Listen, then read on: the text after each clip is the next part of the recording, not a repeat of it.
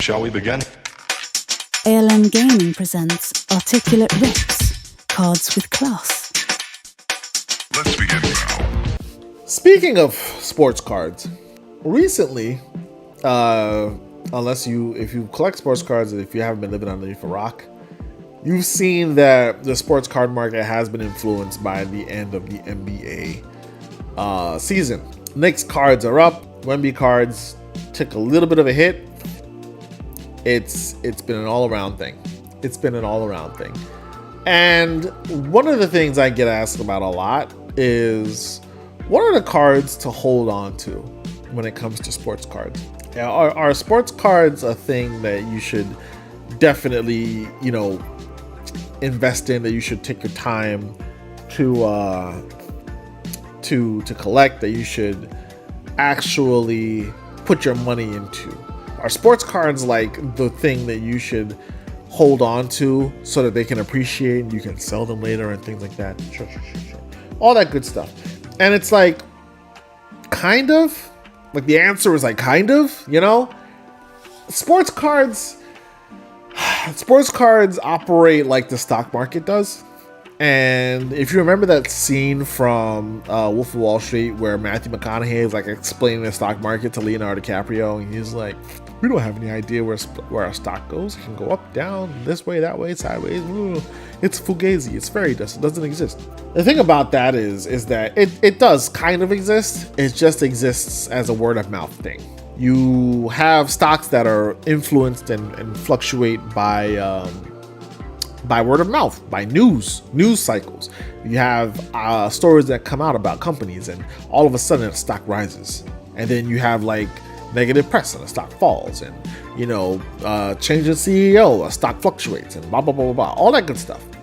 The same thing can be said about the sports card market. You have sports cards that depict certain players, and those players, if they do something, then all of a sudden, that card is going to be either, it's going to dip or it's going to rise.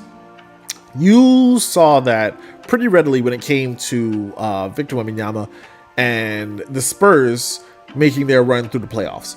And as soon as they reached the finals, all of a sudden, everything Wembanyama was started to skyrocket.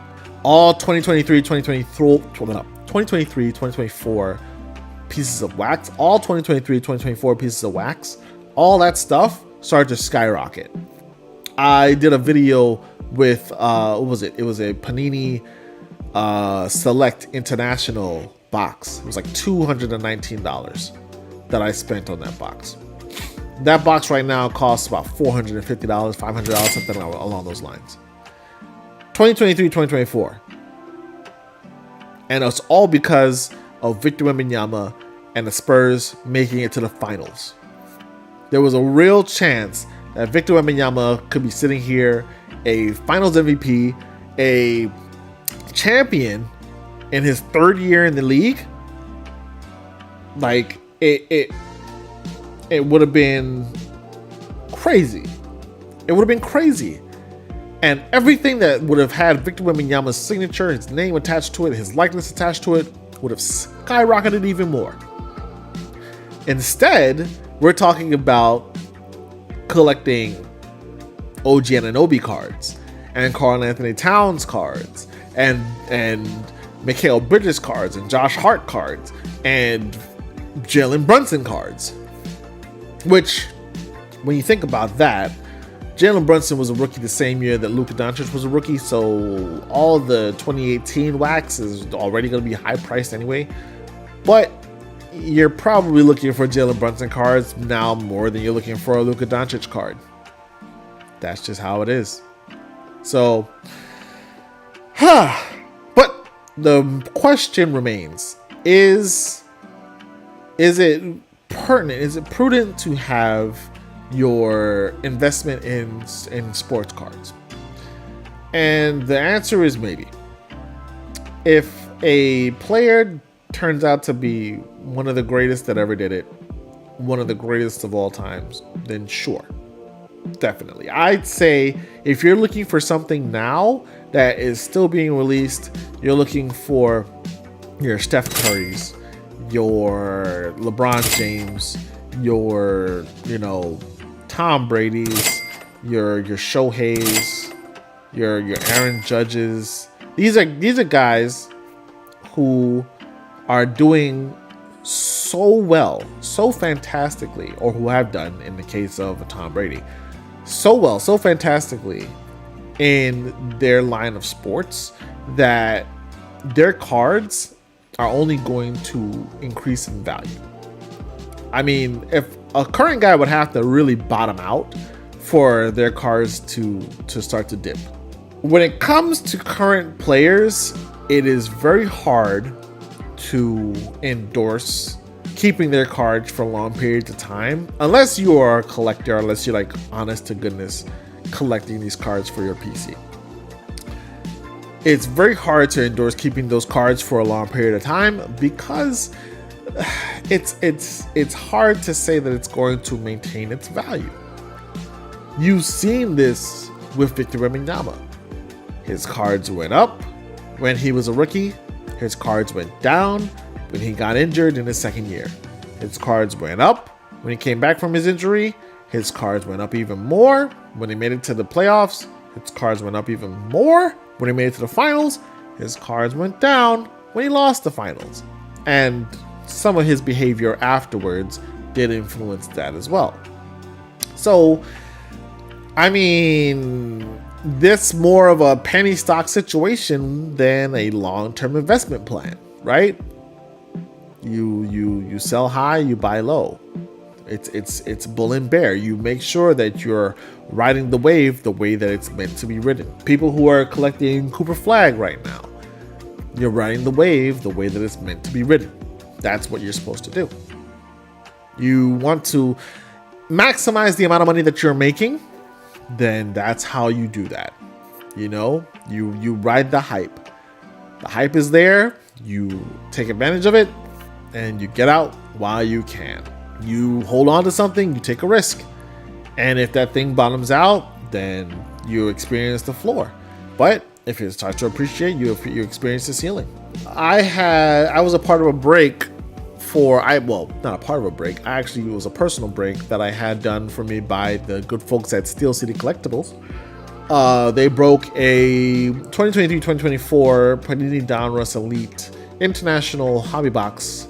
It was basketball, and they pulled for me a Victor Wembanyama Clear Path International Gold out of 10. It was an acetate card. I got it sent to CGC and came back Gem Mint 10.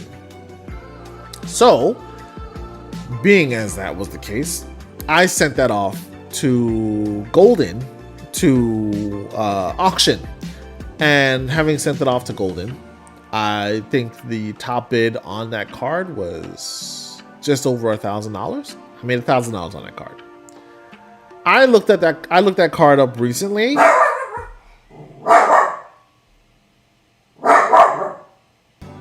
Cyril, I know that you're upset with the fact that I sold that card and I didn't hold on to it, but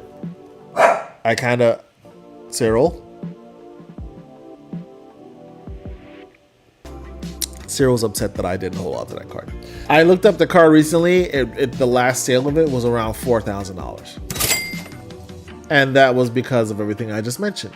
Wemby being in the playoffs and Wemby being in the finals. So, I lost out on a good $3,000. Now, I try not to think of it that way. I don't really internalize that kind of stuff. I sold it when I sold it, and that's the long and short of it. It is what it is. It's cool. But it goes to show how much cards can fluctuate over time, right? So when it comes to investing in cards, invest in the greatness that you know. That's what I'll say.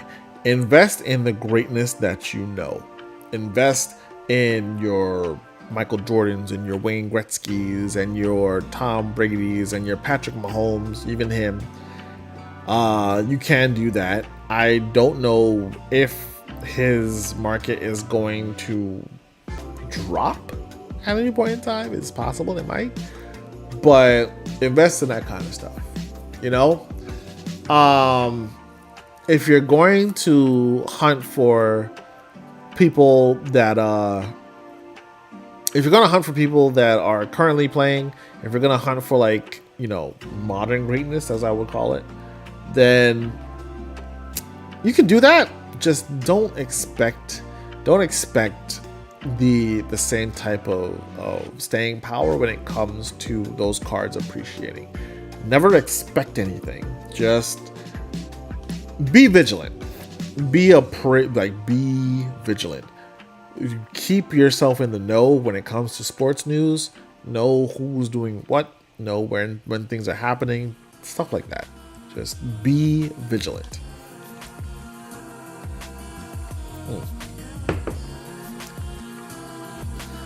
It's a fugazi. It's like fairy dust. It doesn't exist. It's not real. You can't hold it in your hand. Thanks for watching. Don't forget to like, share, and subscribe. See you next time.